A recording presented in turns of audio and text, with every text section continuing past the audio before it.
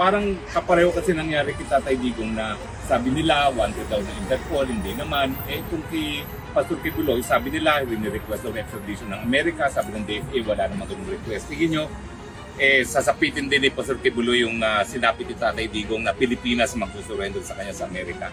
Probably. Kasi kita niya naman si Bongbong noon it's a puppet of the Americans.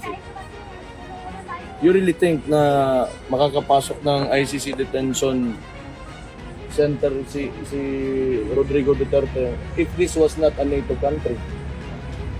You have to remember that. So it's the Western world that we're up against, and because they do not, like ayaw kasi ng mga Amerikano na sumasagot ka. Lahat ng sumagot sa mga Amerikano, sina Gaddafi, Saddam Hussein, mga yan, it's either kung hindi namatay, pinatay, nakulong.